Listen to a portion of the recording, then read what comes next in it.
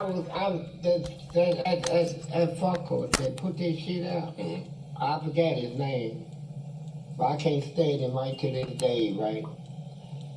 And he took me and put me in a negative light to try to generate a lot of money and talk. But what he did is it hurted me because I go up for parole, I cuss him out.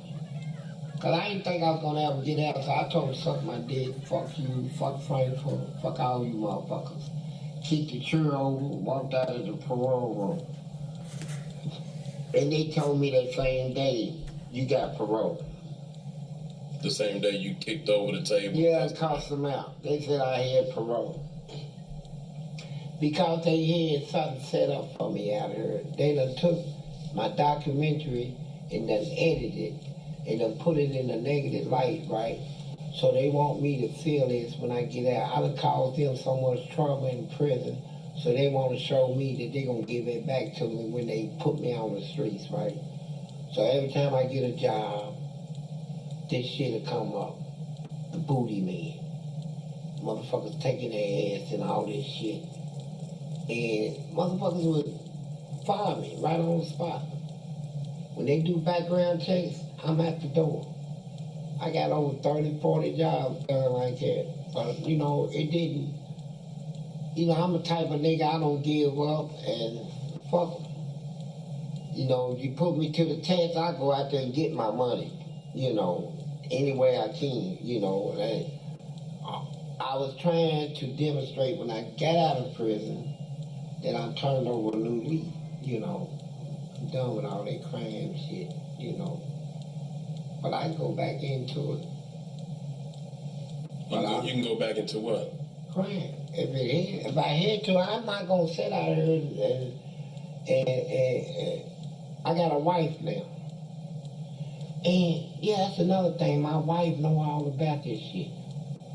I told her about it before we got married, right? And she talked to the wardens at the prison. They told us straight up, all this shit is just hyped up shit, coming from different sites, trying to make money, trying to make me look like something I'm not, you know. I fucked some ass in her. I ain't gonna lie about it, but I didn't take it. What about, I'm gonna back up a little bit. What about the type of struggles you had? You told me a story about them taking you down to the basement where Death Row was. Man, let me tell you this. I'm glad you brought this up. Eddyville, the segregation system, that's what we call the whole segregation. That's where you go when you get a disciplinary report inside the prison, where you done misbehave, and the guards come to you like out here on the street, they put you in jail. In there, they put you in the whole segregation when you do a wrong or something violating the rules. They put me in segregation. I don't even know if I want to talk about this shit for real. It kind of pissed me off. Fuck it, I'll talk about it. Dad, what kind of execution? I was the only inmate in there that stood up against him. I'm not going to sit down and tolerate a lot of disrespect. Feeding me any way you want to feed me and treating us the way you want to treat us. When we go take showers, all the towels and stuff is dirty and they stink. All this shit. So they locked me up one day, put me in the hole, and they put me in a cell that was leaking water. I mean, the floor was just covered with water. So I called the guard. I said, can you put me in the better cell? I said, there was some cells empty on my way to this cell. He said, no. I said, can I speak to a lieutenant? He said, Lieutenant's busy. So I started hollering, Lieutenant, screaming. Some motherfuckers gonna come up here and get me out of this cell, right? lieutenant come up here. So he claimed that I was disturbing the walk. Told me turn around, be handcuffed. So they took me off 11 and 12 walk all the way down to 15 walk. That's one of the lectures there. Down there you got rats come up through the hole in the toilet. That's how nasty it is down there. You be sitting in your cell and a rat will come up through the toilet. Yeah, a rat. And the toilet is set in a square brick block. They got a brick wall around the toilet, square brick wall. So when you sit on it, your feet will be flat out like that. You know, so I'm not gonna sit on this motherfucker cause the toilet is all green and shit on the inside and it's still like that right now. So I get over in a squat and shit.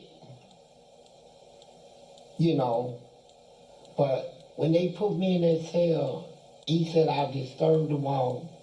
So the policy back in was 4-point restraint. And good hair always makes a splash. Your hair is amazing. So moisturized. So voluminous. It's native. Clean, simple, I mean, strip you down naked. Change your arms and your legs to a steel bed, naked. And it's supposed to be for 3 hours. Well, down there in the wintertime, it's about 100 degrees. It's the summertime, so you can imagine how hot it was. So I'm laying down there. I went on there and put me in 4-point restraint, butt naked on the bed. I started sweating real bad. So I said, fuck it. I'm made, aggravated, so I go to sleep.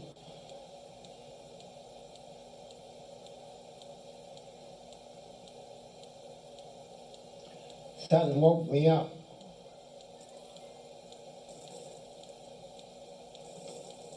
And it was about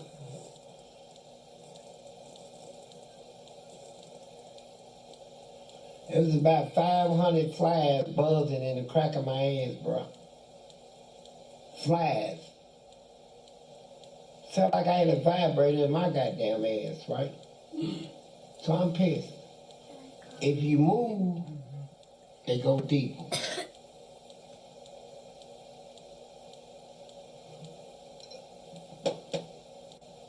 I say, fuck this shit. I'm gonna get them back. You know, cause where I come from, you always get your lick back. You know, we don't let situation get out of the way unless we get our lick back. What? So, Okay. when I came up out of the hole, after dealing with them flies, I feeling like something that died in me, bro. So, I come back up on the wall, they took me out and put me back in a regular cell. I said, I'm gonna get every one of these motherfuckers back. So I'm the one that invented the shit wall in Kentucky State Penitentiary. It was due to that disrespect that they brought to me. So I was taking 3-gallon buckets, filling it up with shit, 2 cans of Magic Shade, and some glass, broken glass. So when I throw it on them, and they try to rub it off of them, they just be smearing it on them, and the glass gonna cut into them, and the Magic Shade gonna take their hair out, make them think they call it disease or something, like it's a psychological thing. I'm gonna fight you back. So I started that, and that shit took off and went into 6 years of it. All the inmates joined in. And we got to the point where the guards couldn't even come on the wall. They used to call me and ask me, "Fleece, can I come on the wall and feed everybody?" I said, "Yeah, if you give everybody 2 trays." Sometimes I say 3 trays. If not, don't even come on this wall. We're going to shit you down, right? And so they kept complaining to the lawmakers in Frankfurt.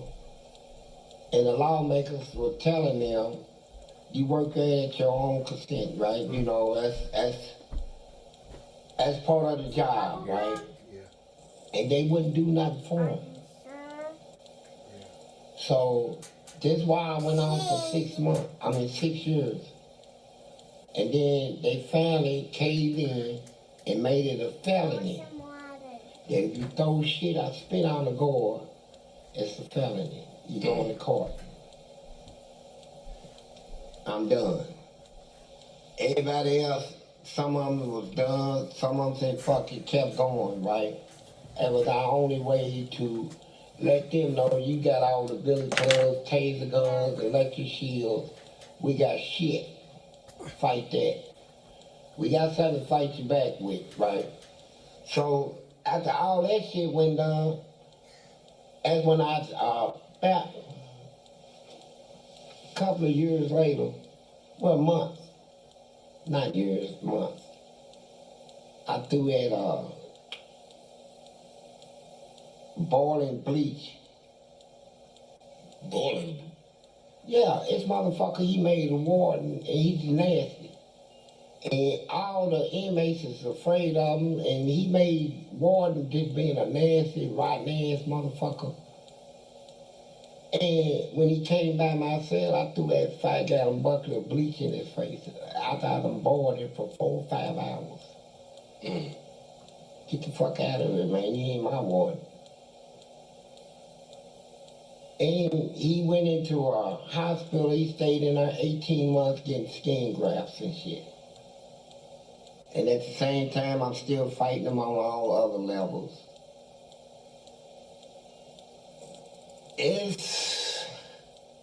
I'm gonna let my man take over, cause shit get me frustrated for real. I'm letting him tell me, direct me right there, cause I'm getting frustrated, and just to talk about this shit is to relive it, and to relive it is to all your bitterness and frustration come right back out, and my whole day be fucked up. Well, I'm gonna let you get back to that. What happened to your teeth? I got in my teeth, I had a full set of teeth. I mean, perfect. Pure white, just perfect. Well, I'm in a hole, so I'm getting in a fight with this nigga they said been in the army. Everybody tell me, don't fight this nigga, man. This nigga know judo, karate. I said, fuck all that shit. Nigga, I try whoever. You disrespect me, right? You just got to whoop me. So when we came out of our cell, I ran up on this nigga and I swung. Man, I hit this nigga with everything I got, bro. That nigga told me, oh, baby, you gotta come with something better than that. And the nigga come over with some army shit. And next thing you know, he got me. I try to hit him, and you know, like the way we growed up, you pop a motherfucker, just scoop him. He's down, it's over. Man, I tried to scoop this nigga, and they got me in a headlock, bro. I mean, a perfect motherfucking headlock that I couldn't get out of. I mean, perfect lock. And he was choking me. He choked me so hard, I fought it, bro. And that's when I panicked, right? This nigga's killing me. And all these motherfuckers standing around. I'm waiting on the motherfucker to break his shit up. Motherfuckers standing around just looking at shit, right? So I bit him. I bit this motherfucker. And when I bit him, he hollered, ouch. And he swung and hit me right here. And I thought he broke my jaw right here. Cause I couldn't open my mouth. And that made me panic even more.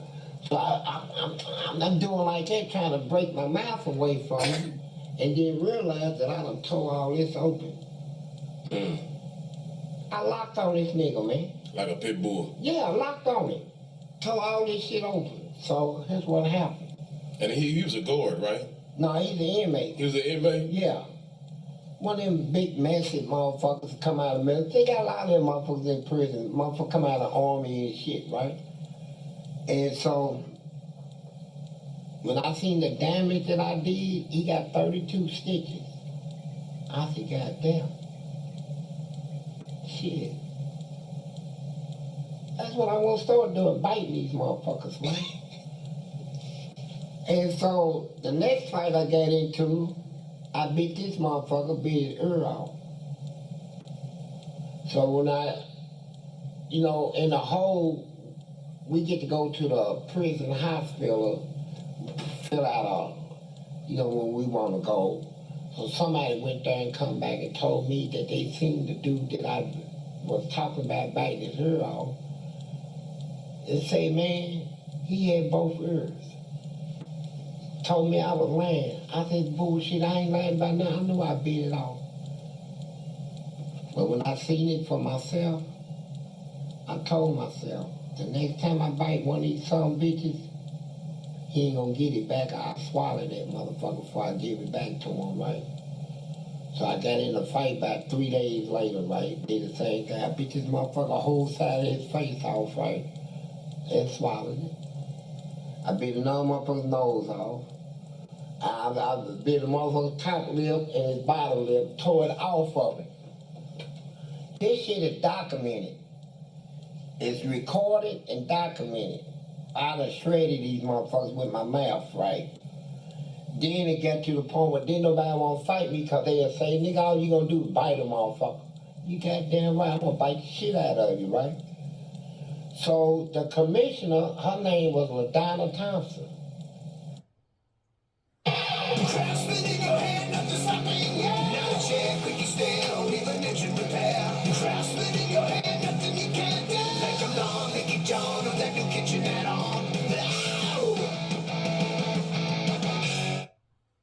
At Winston Orthodontics, when you smile, we smile. No more texting and driving. Out of the correction cabinet here in Kentucky, she come to the prison. She said, hey, buddy, Frankfurt sent me up here because they want me to tell you, the next time you bite somebody, they're gonna take all your teeth. I said, that's bullshit, they can't take all my teeth. Let's against the law and all that shit, right? She said, well, I'm just telling you, she said, you got 34 bites. Damn. And I'm talking about motherfucker, I done beat them up here, took all this off. And then they can't give it back. Motherfuckers, I took their top lips and shit off. And you swallowing this shit? Yeah, they kill like around like this, no lip. Yeah, I swallowed it. You goddamn right. You ain't getting it back. You ain't throwing shit on you. Because the motherfucker got his ears sewed back Yeah, on. he got his ears sewed back on, so I'm like, fuck that shit, bro. So I bit 2 more people since the last time I talked to LaDonna Thompson. So she come back and a guard come up to my cell and say, hey, you got a visitor. I'm thinking it's somebody, my family or something, family coming to see me, you know. They took me down at the hospital and put me in what they call a restraint chair. Well, you sit in the chair, they can handcuff you to the chair. You know, it's made like that. So she come around the corner, she called me her buddy. She said, my buddy. She said, didn't I tell you? I already knew what they gonna do, so I said, look, whatever y'all gonna do, do it. So a nurse came in, gave me a shot, put me to sleep. So when I woke back up, they done took all my teeth out and sold my gums. Yeah. But here's the part that I don't understand. When I do all that prison time, get out here on the street, I'm not in prison no more. And my sister took me up to a 2500 building on Broadway in Louisville, Kentucky.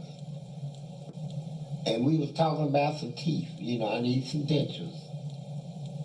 And that lady told us, I think she said $1,500 for a set. But then came back and told us I couldn't get no teeth. Said it was against the law. She said, I don't know what he did, but we have a thing here saying he's not allowed no teeth about something about a violation of the law. Mm. What they was telling me is that when I had teeth, before I used them to fight with them, that now my teeth is equivalent to you just giving me a gun. Give me a set of dentures is like giving me a 357 Magnum. Ain't nothing I can do about it. You know, like in prison when you file lawsuits, everything's in there is free, and I'm good at filing suits, right? I can file some hell of a suits. But in prison, the paper is free, the typewriter is free, the computer is free, the law books, we got a whole law office in there. Out here the shit costs, so I ain't got that money. So I couldn't do nothing but walk around with no teeth. I don't give a shit though. I'm who I am. I'm that nigga. You know what I'm saying? I'm a nigga for real, so I can tolerate whatever. All right, Fleece, you was tell me about the warden that did something to you that I've never heard of before. Here's what happened. I'm in a maximum security prison in Eddyville. So down there, I'm turning up everything. I'm fighting. I'm the only inmate in that prison that ever did 12 years flat in segregation, the hole. I did 12 solid years in the hole. I'm like, motherfucker, I'll fight you to my death. They said, you can't wear these bars out. A guard told me. I said, no, I can't. I said, I bet I can wear your ass out, though. And that's what I stuck on. So I'm turning up all this shit, turn the toilets out of the floor, bolt it to the floor. I turn them out, slam them, tear the steel beds off the wall, tear the whole door off, steel bar doors, bend the tracks where they can't open the door. So they said they got sick of me turning up all this shit. And let me put this out there. When Martha Lane Collins was governor, you can look it up in the Courier Journal newspaper. It cost $650,000 to repair the damage done in the lecture room. I did it. I took a mop wranger and beat the lecture off the stand. I did it. Now let me get back to you.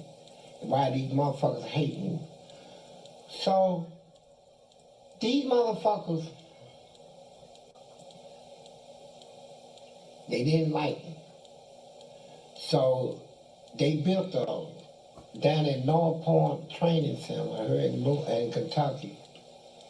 They built what they call a destructive proof cell. Well, I can't tear shit up in there.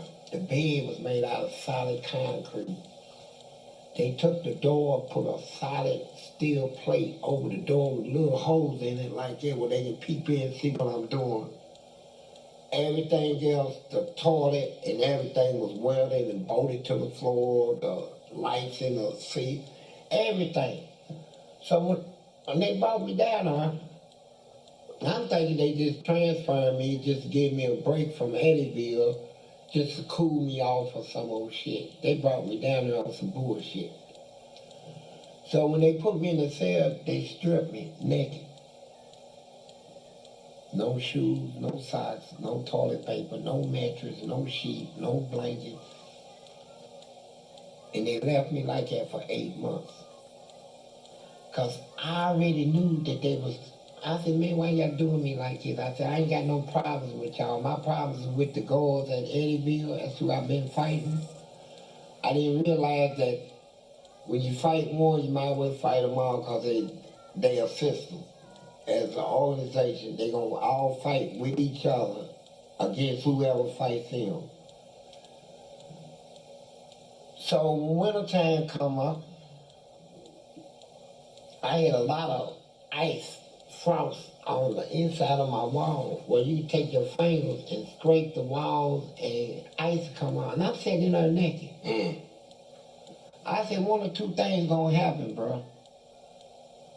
If you don't go on and fight these people, you're gonna die. You're gonna freeze to death and then you're gonna catch something, right?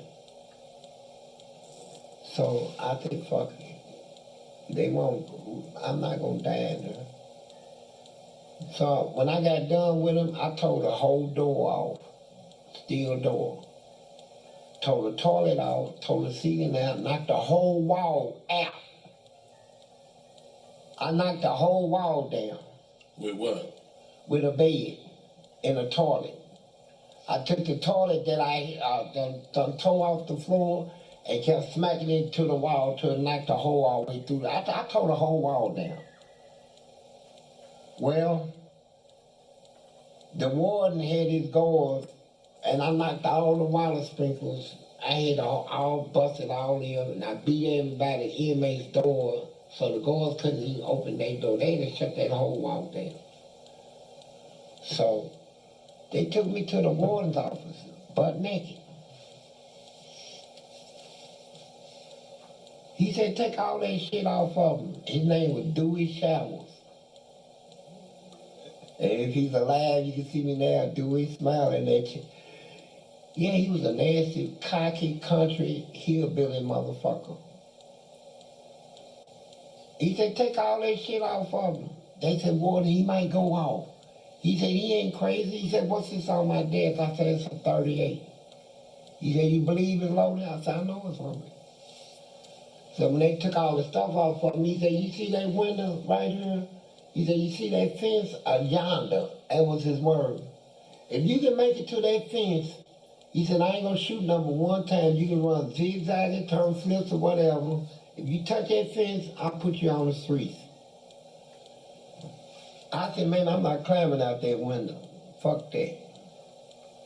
So he told him guards, throw him out. I was picking them motherfuckers ass, well, you didn't get me out that goddamn window. So he shot the gun. Everybody froze. Now you ain't supposed to buy. He shot it where? He shot it right there in his office. And I bet you right now to this day that bullet hole is still in her. I bet you it is. You're not allowed to bring a gun inside an institution, nobody, warden, nobody, unless a big rat or something like that, you know. We're about to revisit an uncomfortable conversation. Or we can just skip it. He said, here's what I'm gonna do for you. I'm sick of you tearing up all my shit. He said, now I'm gonna give you all your property back. I'm gonna let you draw $150 a canteen out of the store. I pay for it. But the first time you act up, I'm gonna take this gun and come down and I'm gonna shoot your black ass. I said, all right. I walked across the loop, all the inmates walking. They said, who the fuck is this walking across the loop naked? I went to the private room, got my clothes and shit, went to the canteen. The warden already called them. They gave me all their canteen. I'm the only inmate in the whole with canteen. Cigarettes, all this shit. So, the same day they had a white girl named Carol. Me and her used to cuss each other every time she come on, old big titty, red-headed bitch. I used to fuck with her, cuss her out. So when she came on, she looked at my cell and seen all this shit in her. So she stood there and told me, she said, you know what, they some weak sons of bitches, give you all that shit back. And remember that warden told me if I get one right up, he's gonna come down there and go on. And just without me even thinking, I said, fuck you, bitch. She said, I'm writing you up. I said, write this up. I tried to spit on and all this shit, right? So I said, fuck it. So here they come. I went off. I took all that shit and tore it up. Gave the inmates that didn't have nothing, been in a hole, ain't ate a cookie in 6 months. I gave them all kinds of shit. I said, now I'm ready to go off, fuck them. Man, that warden come over, a little fat motherfucker. He came over there. He said, what did I tell you? I said, what? He said, did I tell you you do something else what I was gonna do, shoot your black ass? I said, that's what you said, so what you gonna do? That motherfucker shot me. In the prison. Inside the goddamn prison. Shot me. Okay. Didn't take me to the hospital. Had a prison nurse to look at. He said, just clean his wounds and bandage him up. So, I filed a lawsuit on this shit. But what made me drop my lawsuit is my daddy got locked up. And we didn't get along, but I still got respect for him. And they took me in the warden's office and told me that if I don't drop my lawsuit, that my daddy who applied for what they call it, 30 days or shot probation, that if I don't drop it, they gonna send him to Eddyville prison where I done did all my fighting and stuff. And I know they'll try to get back at me if he goes down there. They'll try to get at my daddy to get at me. So I dropped the lawsuit. Yeah, they probably would have tortured him. Yeah, it just made me go out. But that's what happened. And so I want all my fans to know that the reason why so much shit is spoken of about me on these documentaries is because they don't talk about what I did in the prison, right? I cost the state $200 million in a lawsuit. Western District of Paducah, the suit was Kindred versus Bland. You can just look it up and it'll take you straight to it, Kindred versus Bland. It was my testimony. That same warden that shot me, we was in court. And I had help coming from the Department of Justice, Washington, D.C. And the lady that, my lawyer, her name was Black Lady, and I love her to death. Her name was Marty Fleetwood. And if you hear me, Marty Fleetwood, yeah, heads up to you. And she came down there with two of her black ladies. One of them was an investigator, and one was do all the researching and stuff. For the state? No, Department of Justice. Oh, okay. And we went in the courtroom, and this is a consent decree. So they done already told me, they said, look, please, we can beat your case, put you on the street, put money in your pocket. We can take your case consolidated with the consent decree and get one judgment for all the inmates. So what you want to do? So I put me on the back burner, so let's get one judgment for everybody. You know, I'm standing up for everybody. So we go to court, and these death row inmates start trying to break out of the courtroom, turned the ceiling out and got caught. The sheriff and the federal marshals escorted all the inmates back to the penitentiary. And I'm sitting there like, God damn. Please let me go out there and testify. He said, I don't know what good it'll do. You don't come in a federal judge courtroom, turn up, expect help. But I went out there and I provoked it at some bitch. The same one that shot me. She was asking, my lawyer was asking me questions, and I was taking time to answer because I'm looking at him. And he had his head bent down. He was flicking a pen on the desk. And then when his lawyer objected to my silence, he looked up. I said, and he called me a nigga, and I acted like I was crying. And he went ballistic. He's not crying. Can't you see he's pretending? And the judge told him to shut up, and he said something small to the judge. The judge told him about a contempt. He said, you can take it and stick it up your ass. It was over. We won the consent decree, and so 2 weeks later they come in, told us we won based on that.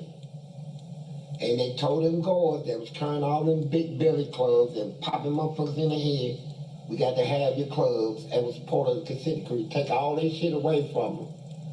Then you got to redo everything. Then you got to take them double cells that I was telling you about and you gotta make a single cell. So they had to do a lot of renovation. Then they had to go to the Grange prison and build hospitals and stuff. So they put all that on me. It cost the state $200 million. And they hated me for it. So when this documentary came out, they didn't let me know that it was gonna be, they had this shit fixed to where when I get out on the street, that's why they put me out when I cussed the parole board out. They was determined they gonna put me on the streets so that I can feel what they got set for me. I lost about 40 jobs. I got put out of a church over this shit. With fuck them, you know. I'm a strong motherfucker. I thank you for letting me out. I thank you for thinking that it was gonna turn me down. Ain't shit gonna, you didn't turn me down. I'm speaking this now to the prison. You didn't turn me down, the correction cabinet in Kentucky. You can't turn me down. And I still have that same thing. Fuck you.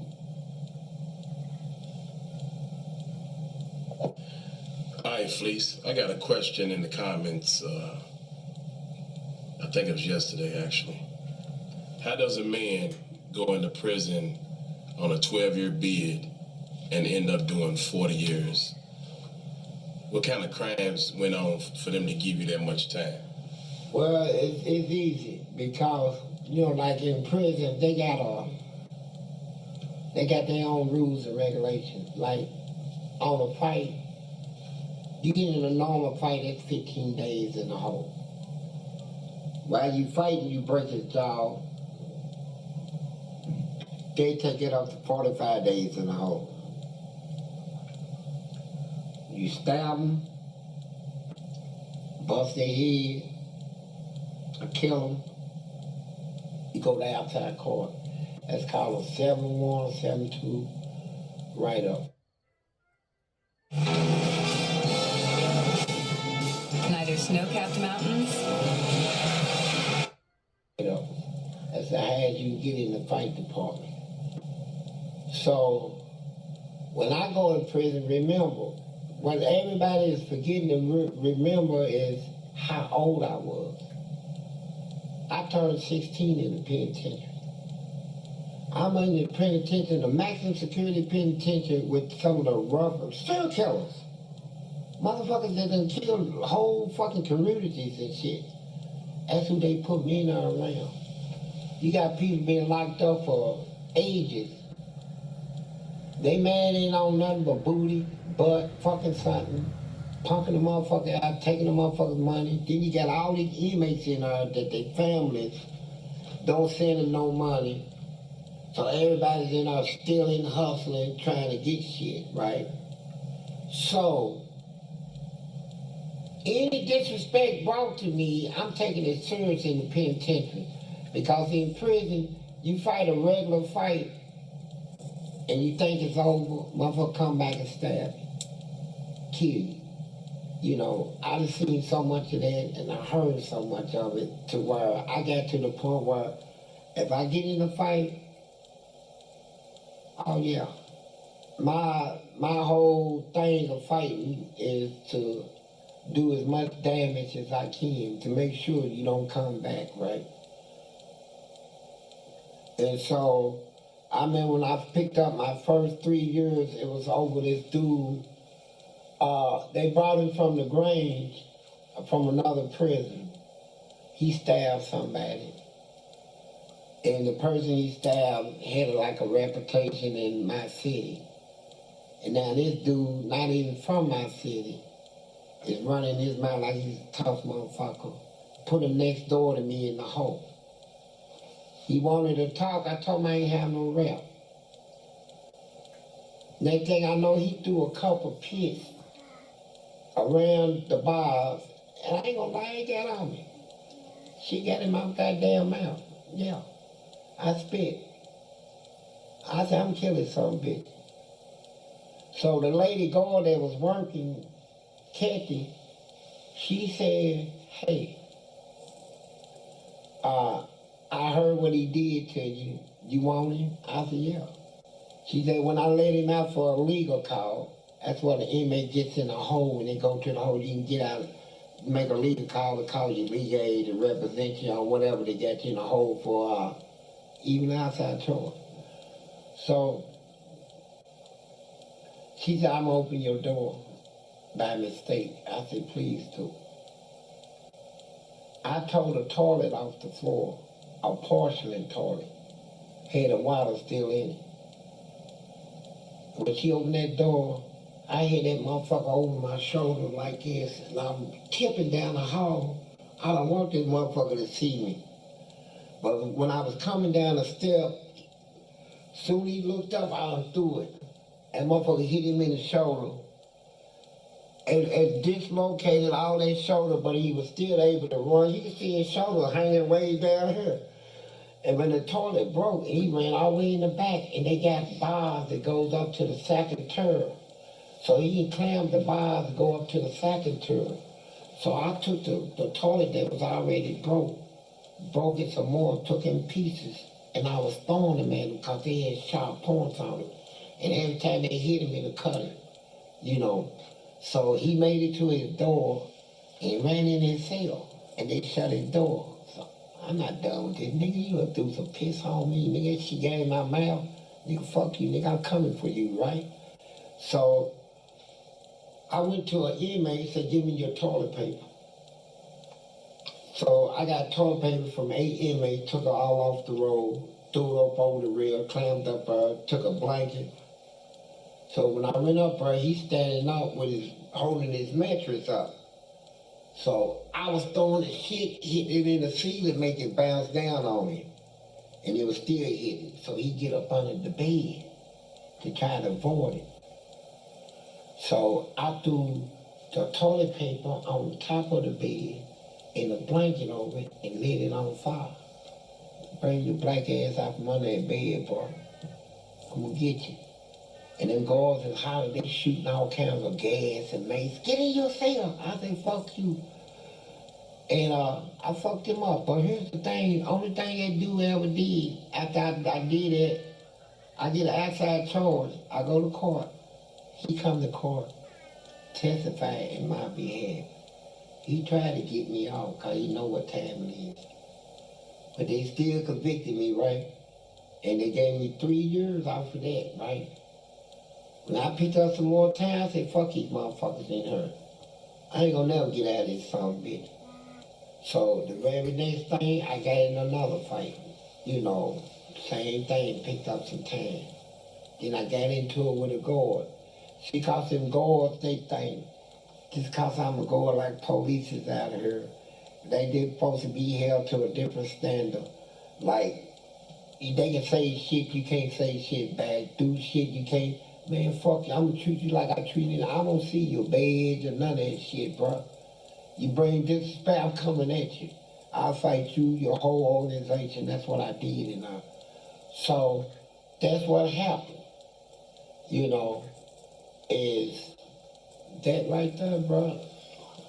What happened to you know, I'm gonna go back to that part you got frustrated on when you threw that bleach on that man? Yeah. Yeah, let me tell you about this shit. When he No, I'm gonna tell you, I didn't want to say it on camera. I'm gonna say this shit. I didn't want to say it on camera because look at the mindset. First, I'm asking all my friends to just hear this shit out and take this to heart, man. I'm a hard motherfucker and I can be real hard. This man that I threw that bleach on, that guard, he did 18 months in the hospital getting skin grafts. All this shit was gone. His lip fell off. All that shit was hot. You know. So they built a special cell for me, just like the one you see in Silence of the Lamb, big plastic glass cell. They built that for me on 15 Walk in Eddyville, where the plastic shield thing went over the whole door where I can't throw nothing on nobody. and they can feed me without me assaulting them. You know, I get to them. So after 18 months of being in there naked, they didn't give me shit. I slept down there with the rats and the motherfucking lizards and all that bullshit. They bring this motherfucker in, the one I threw the bleach on. Fucked me up one day, it was lunch. They had brown beans and they had hamburger. No cheese, just hamburger with brown beans in a paper cup. They said, somebody's here to see you. I done forgot all about this motherfucker. I'm thinking, shit, I'll never see him again. This is 18 months later. And God turned the corner with his face all fucked up and all that shit, and he had my food tray in his hand. They wanted him to get back at me. So he handed me my food tray, and it was a big old pile of spit in the motherfucking beans, brown beans. I mean, it was so much spit, looked like 100 motherfuckers spit in it. And a little paper cup, it was golden, just the darkest piss you can, you can smell the shit. Soon they gave me the tray, I smelled the piss, right? Pneumonia smell like raw. And he handed me my tray. So it went through my mind right then and there. Oh, this motherfucker's trying to come back. And if I show fear right here, they gonna do this shit every day. They gonna put me in torment every day. So I grabbed the tray. I didn't use a motherfucking spoon, a plastic spoon or nothing. With my bare hands, I grabbed that big old powder bean and threw it in my mouth, all of it. With the spit in it. With the spit in it, ate it. Drunk the goddamn cup of piss and said, thank you, can I get some more? It was good. And when they looked at me, they said, oh, goddamn, he quit. That's when he said, I'm done, I quit. Good. Because if I didn't do it, he would have came back, he would have been the one, and he would have made sure every day he would have did something to me. So I say, man, I'm in a situation right now where I'm gonna have to make a judgment call. You know, I said, fuck this shit. My body, I don't get sick anyway, right? I ain't had a cold since I was fucking what, 15 or 16. I'm 65 right now. You know, I ain't been in and out of hospitals or none of that shit. I ain't been in a hospital. So, I came out of penitentiary after 40 years with not a scratch on me. So, except they took my teeth and all that shit. But, that's what happened, man. And, I went out and took it to the chin, man, because when I'm dishing out, I'm coming right back at you, you know. Whatever they did to me, I did something back, you know, so you get me, I get you. You know, I got you more than you got me. So that's why it didn't, when it was all done and over with, I didn't have no hard feelings over it because you didn't did no more than me, not done to you. I did probably more than you did. Right. And so, and here I am right now, still strong. And shit didn't affect me, man. You know, it was a psychological thing, really. And I did what I had to do. We're gonna call it quits for the day. Okay. This is another good day. Hey, let me say this though, before you call it quits, right? Yeah. I'm gonna give a shout out to Snoop Dogg, all these little rappers out there, and all my little gangsters and stuff. You know, I love you niggas, man. Y'all know white, black, whatever, right? I'm the real deal, bro. I'm a loyal nigga. I appreciate you niggas, man, coming to my aid. I wish all you niggas would come to my aid, bro, because this is some serious shit for real.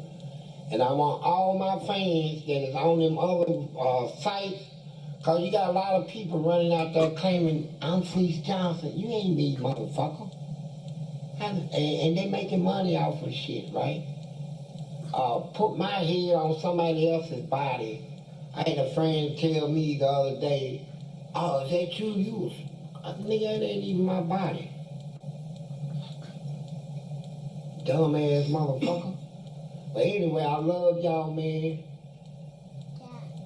And I'm gonna tell you this.